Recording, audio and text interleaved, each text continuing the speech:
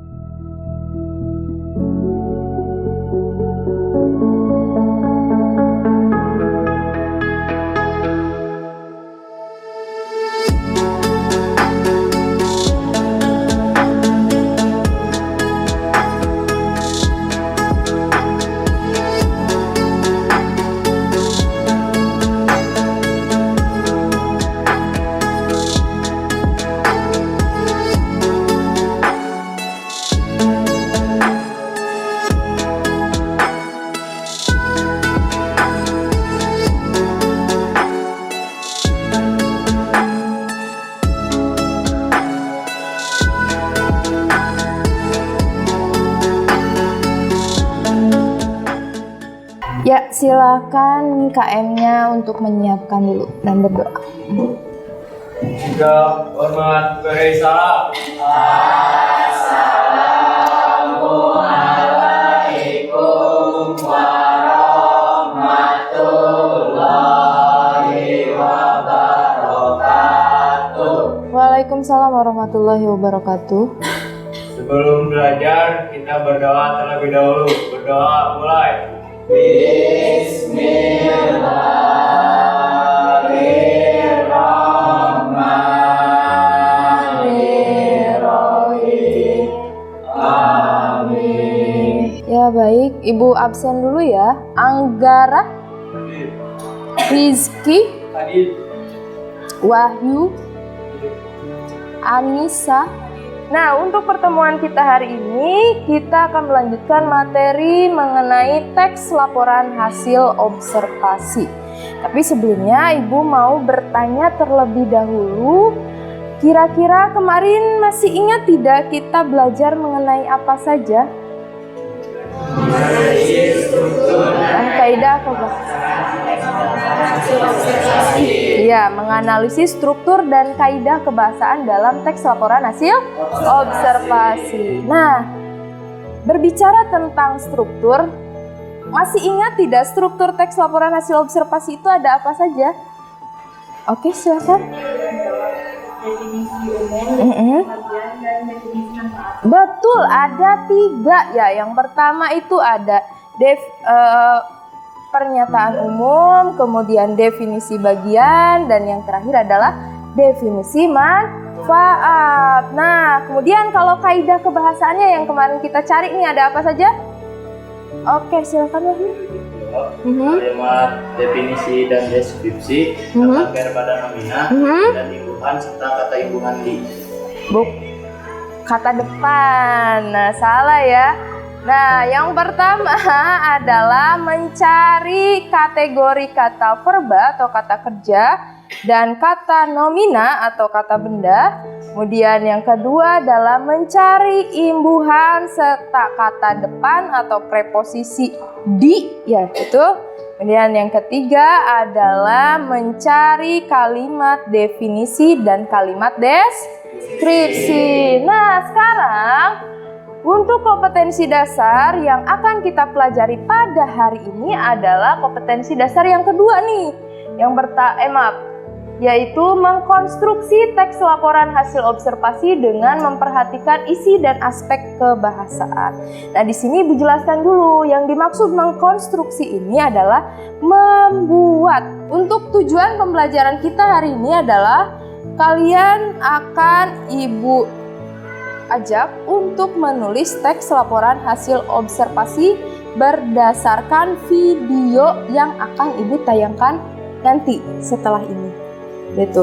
Jadi nanti Ibu akan ajak kalian nonton video, setelah Ibu ajak kalian nonton video, kalian catat informasi yang ada di sana, kemudian kalian tuangkan informasi itu, kalian susun jadi sebuah teks laporan hasil observasi berdasarkan LKPD yang Ibu bagikan nanti. Jadi untuk pertemuan kita hari ini kita akan membuat teks laporan hasil observasi. Nah, di sini sebenarnya banyak cara yang bisa kalian lakukan dalam membuat teks laporan hasil observasi atau mengkonstruksi teks laporan hasil observasi. Nah, di sini Ibu punya tips nih, ada 4. Tips yang pertama adalah kalian harus mengamati dulu nih secara langsung mengenai objek atau bahan yang akan kalian jadikan bahan observasi. Misal, kembali lagi kemarin kita berbicara tentang kucing. Nah, sebelum kalian membuat teks laporan hasil observasi tentang kucing, kalian harus tahu dulu kucing itu seperti apa, bentuknya seperti apa gitu ya. Kalian harus tahu dulu objek yang kalian amati atau yang akan kalian jadikan teks laporan hasil observasi. Nah, langkah yang kedua adalah mencatat informasi apa saja yang penting dari objek yang kalian amati. Nah, karena observasi itu berarti harus secara objektif, berarti kalian harus lihat objeknya. Misal, kalian mau mengamati kucing, berarti kalian harus mencatat apa saja sih yang kalian lihat dari kucing tersebut. Contoh, kalian lihat kucingnya ada macam-macam warna. Ada yang kuning, mungkinnya ada yang putih, ada juga yang mungkin hitam gitu ya. Nah, itu salah satu warna yang ada di kucing. Kemudian ada lagi, misalnya kalian lihat di sana ada bulu, ya bulu yang menutupi seluruh tubuhnya. Berarti kalian catat juga, oh berarti kucing ini ada bulunya, ya yang menutupi seluruh tubuhnya. Kemudian ada apa lagi? Misalnya ada ekor. Nah, ditulis juga sampai selengkap mungkin. Nah, kemudian kalau ada hal di luar yang bisa kita lihat, kalian boleh mencarinya di internet. Contoh, misal saya tidak tahu nih nama ilmiah dari kucing, kalian boleh cari di internet atau misalnya buku gitu ya tentang yang menjelaskan tentang kucing itu sendiri. Jadi sebagai bahan referensi yang lain atau rujukan yang lain. Kemudian setelah kalian menulis ya bagian-bagian penting dari objeknya, langkah ketiga adalah menyusunnya sesuai dengan struktur yang ada dalam teks laporan hasil observasi yang tadi disebutkan oleh siapa? Neng. Iya. Ada 3. Yang pertama adalah pernyataan umum, berarti harus menjelaskan secara umum tentang objeknya. Nah, kemudian yang kedua adalah deskripsi bagiannya. Nah, tadi yang Ibu sebutkan ada ekornya, ada bulunya, mungkin ada kumis ya. Ditulis sedetail mungkin yang kalian tadi observasi tentang objeknya.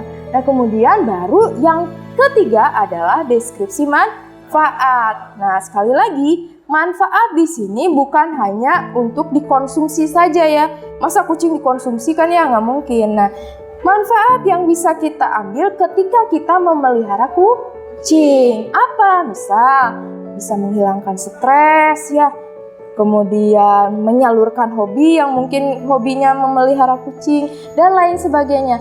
Ditulis berdasarkan hasil wawancara juga gitu dengan orang yang mungkin memelihara kucing gitu. Nah, kemudian langkah yang berikutnya adalah mengkoreksi setiap kalimat atau setiap kata-kata yang kalian tulis atau yang kalian catat sesuai dengan kaidah kebahasaannya. Mungkin yang terbiasa menggunakan kata depan yang tidak sesuai, misalnya di sekolah kemarin kan harusnya terpisah, ini disatukan. Nah, kalian harus dikoreksi dulu sebelum kalian membuat teksnya secara utuh. Jadi kaidah kebahasaannya lengkap, kemudian atau sesuai, kemudian strukturnya pun lengkap seperti itu. Nah, itu tips dari Ibu. Kalau misalnya kalian punya cara tersendiri untuk membuat teks laporan hasil observasi? Bisa juga. Misalnya, Bu, saya mau langsung meneliti objek, misalnya seperti itu. Tanpa misalnya persiapan mencatat informasi pentingnya karena saya orangnya gampang ingat, misalnya. Boleh. Ya, ini hanya sekedar gambaran dari Ibu. Apabila kalian ingin membuat teks laporan hasil observasi, kira-kira apa saja sih yang bisa kalian lakukan gitu. Ini tips dari Ibu. Nah, sekarang silahkan kembali lagi ke kelompok yang kemarin sudah kalian bentuk. Kemarin kelompoknya masih ingat? Masih. Silahkan berkelompok terlebih dahulu.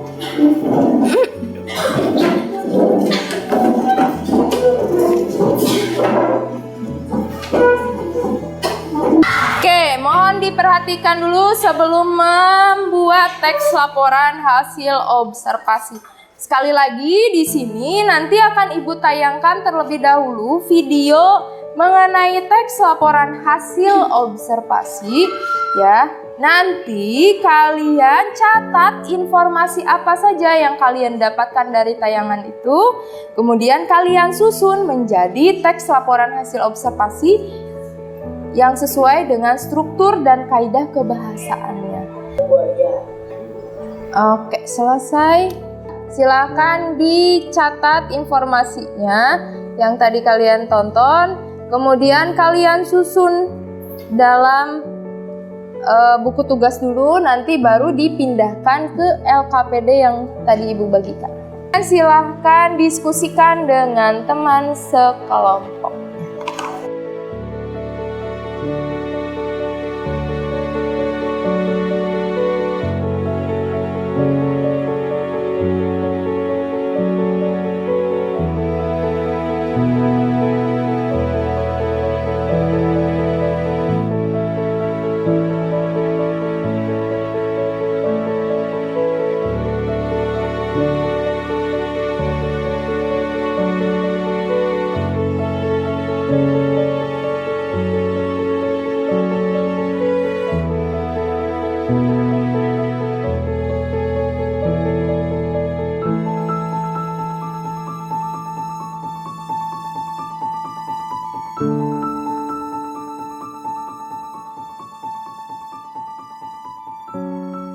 Beberapa kelompok untuk membacakan hasilnya. Nanti kelompok yang lain mohon berikan komentar atau tanggapan terkait dengan penampilan temannya ya. Lidah buaya memiliki nama latin aloe vera atau aloe barbadensis mile. Lidah buaya tahan pada kekeringan karena di dalam daunnya banyak tersimpan cadangan air biasa digunakan pada saat kekurangan air. Saya ingin memberikan komentar. Menurut saya sudah sangat bagus dan jelas. Terima kasih. Lidah buaya merupakan salah satu dari 10 tipe tanaman terlaris di dunia. Lidah buaya tidak hanya dapat digunakan sebagai tanaman menghias pekarangan rumah, tetapi juga dimanfaatkan sebagai kosmetik alami. Suaranya sudah, tapi bicaranya kurang jelas. Assalamualaikum warahmatullahi wabarakatuh. Waalaikumsalam warahmatullahi wabarakatuh. Jadi untuk pertemuan kita hari ini apa saja sih yang kita pelajari? Atau mengkonstruksi teks laporan hasil observasi. Struktur teks laporan hasil observasi itu ada berapa? 3, betul. Yang pertama definisi umum atau pernyataan umum. Yang kedua ada definisi bagian. Yang ketiga adalah Definisi manfaat. catat untuk tugas pertemuan berikutnya. Silahkan ditutup pembelajaran hari ini dengan doa yang dipimpin oleh Anggara ya. Silahkan Anggara.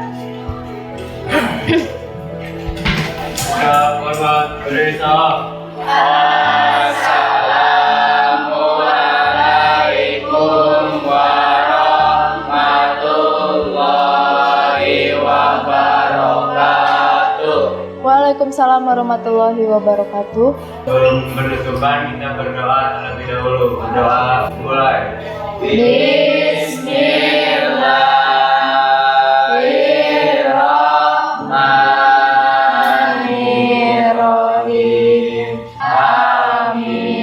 kasih Bu tutup untuk pertemuan kita hari ini. Wassalamualaikum warahmatullahi wabarakatuh. Waalaikumsalam warahmatullahi wabarakatuh.